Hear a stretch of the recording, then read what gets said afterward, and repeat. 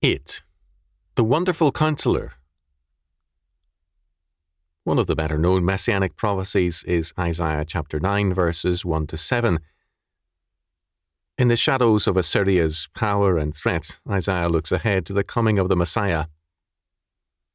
The enemies of God's covenant people will see their destruction with his coming, which will, in time, lead to the very destruction of the weapons of war.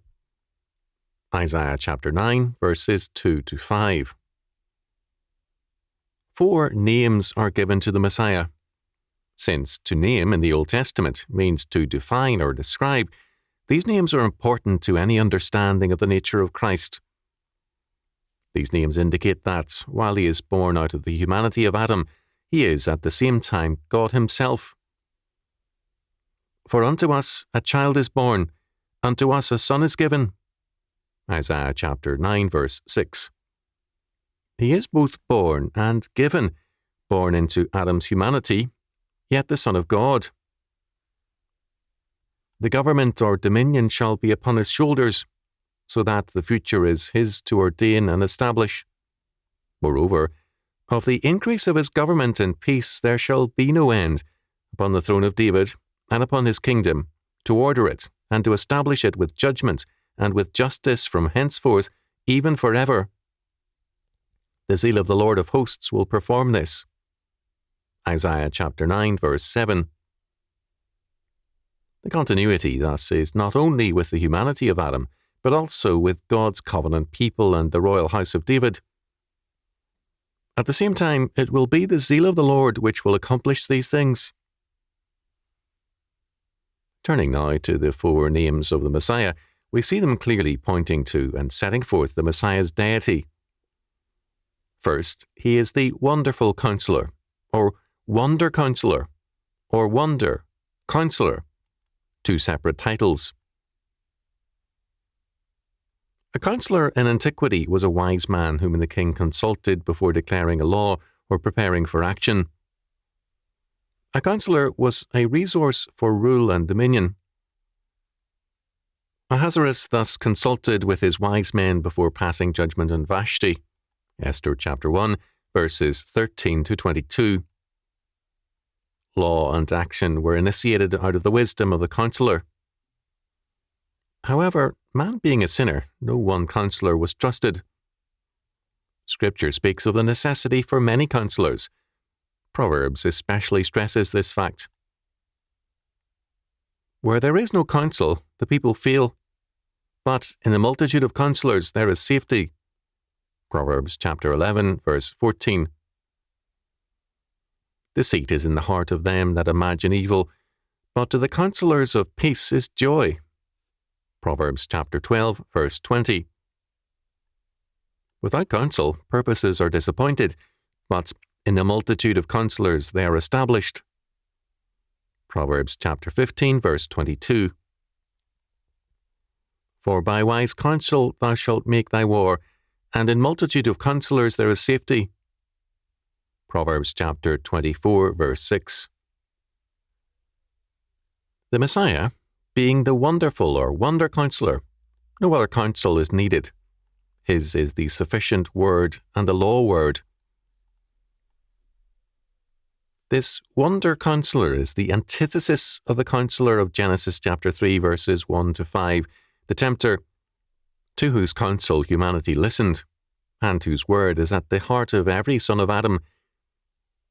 The tempter's counsel demands the sovereignty of man, not God, and any command word over man is then seen as offensive. Even more, any punishment, either capital punishment or hell, is seen as a barbaric invasion of the supposed freedom and rights of man. Thus, Stephen H. Gettinger, in Sentenced to Die, The People, the Crimes, and the Controversy, reviews the cases of 8 men who were sentenced to die. He speaks of the jury's decisions as arbitrary and capricious. However, as Clarence B. Carson points out in a review article, in each case, the man was charged with and found guilty of either premeditated murder or murder committed while in the act of committing a felony. Each of them had a jury trial, had at least one attorney, was protected against self-incrimination, was permitted to submit evidence on his own behalf, and was accorded a presumption of innocence. Some of the crimes were particularly horrible. A man beat his wife to death in bed and killed one of his small children with a poker after making sexual advances on one of his daughters.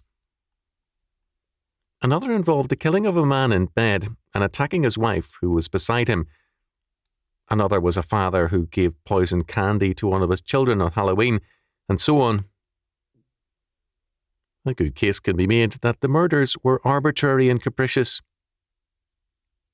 On the face of it, no such case is made that the decisions to execute were. At the time of the writing of the book, none of the appeals made on behalf of the murderers had moved any court to decide so.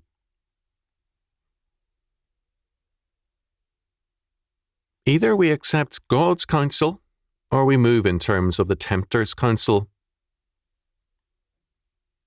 The logic of the tempter's counsel leads us to Gettinger's conclusion, whether we like it or not.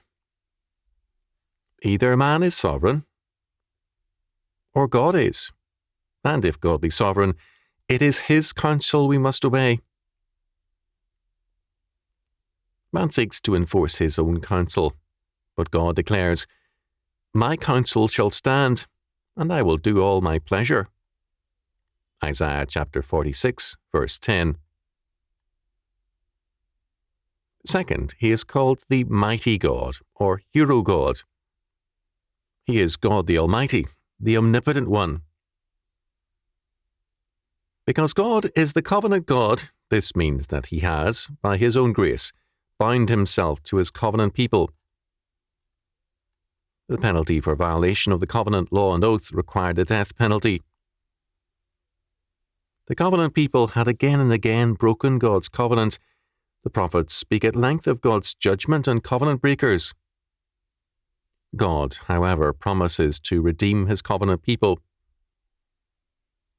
The Old Testament gives us repeated examples of both God's judgment on and his redemption of his covenant people. Such rescues were futile. God thus promises his Messiah, who is one with himself, who will be of the covenant people, of the house of David, and yet still the mighty God. In him, the covenant is renewed. He provides the salvation and the rule, and also both parties in his person. Third, the Messiah is called the everlasting Father, or the Father of eternity. This again is stated with reference to the covenant people. Throughout all eternity, the God Messiah is the Father of his people. Hengstenberg pointed out that it means he is one who will forever be a father, the loving provider of his people. Because of his everlasting fatherly love, he will always feed his kingdom and church.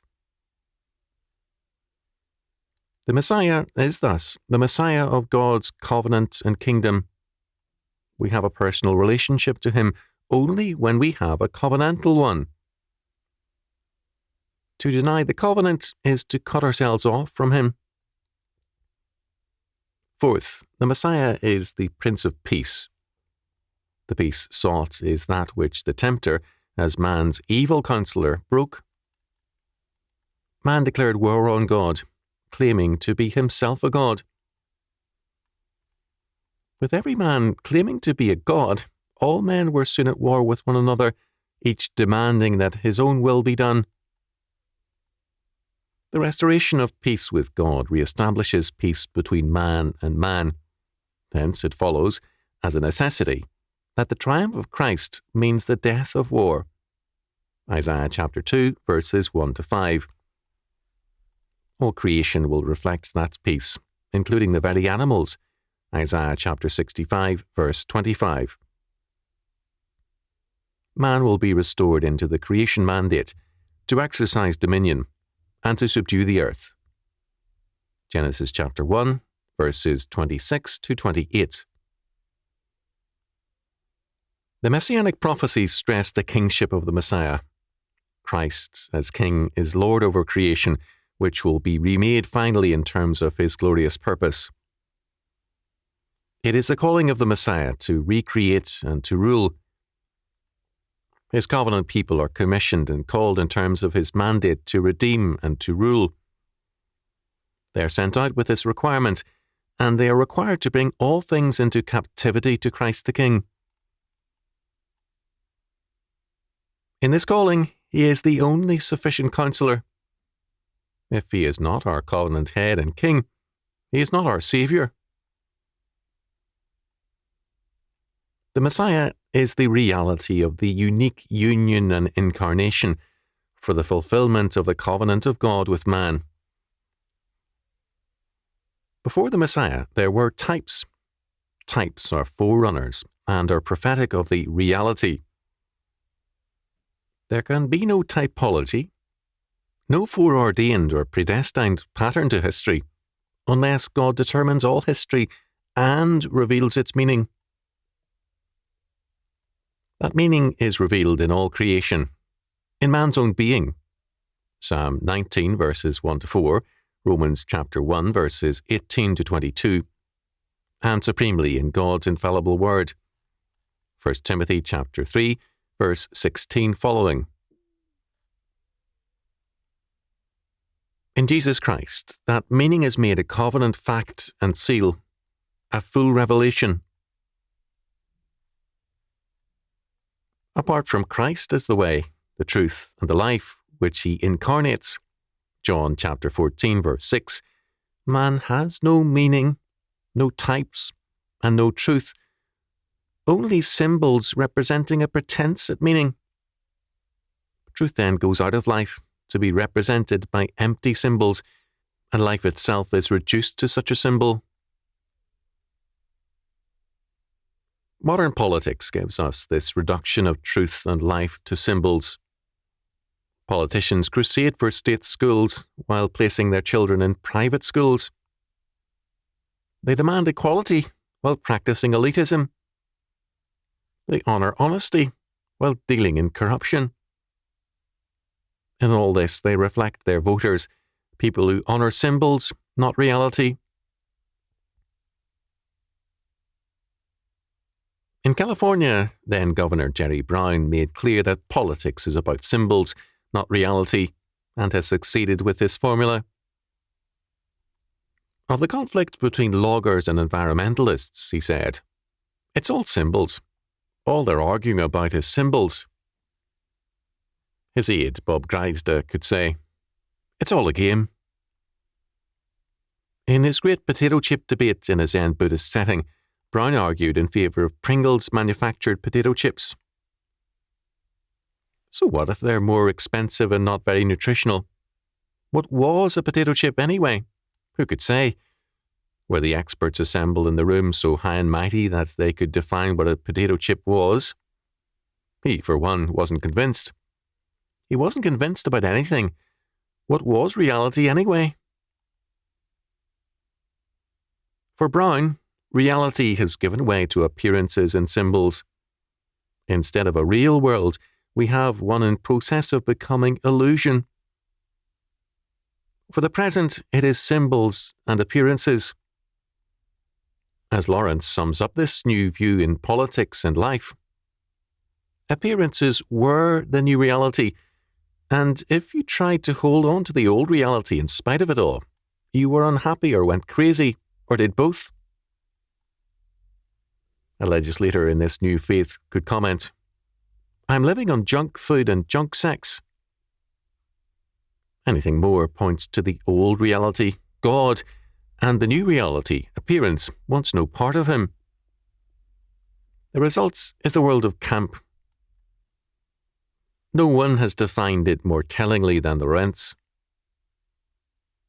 Camp was not only an assault on conventional meanings, it was the glorification of no meaning, the triumph of style over substance, of aesthetics over morality, of irony over tragedy, of form over feeling. The whole purpose of camp was to dethrone seriousness and strong feelings. It tried to decorate the environment rather than change it.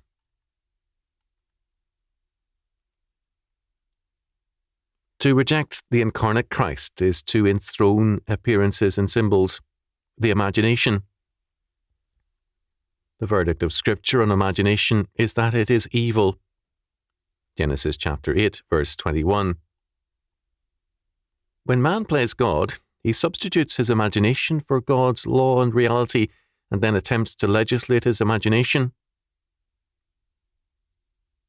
Jesus Christ, as the wonderful Counsellor, the mighty God, the everlasting Father, and the Prince of Peace, is the antithesis of man's imagination. He is the reality by whom all things were made, and without him was not anything made that was made. John chapter 1, verse 3. In his person, he negates man's imagination and requires an accounting of it. In him, the realities of the triune God and of inescapably covenant man are joined in perfect union. Man has no tenable ground save as a covenant-keeping man. The Incarnation shatters man's symbols and sets in process their judgment.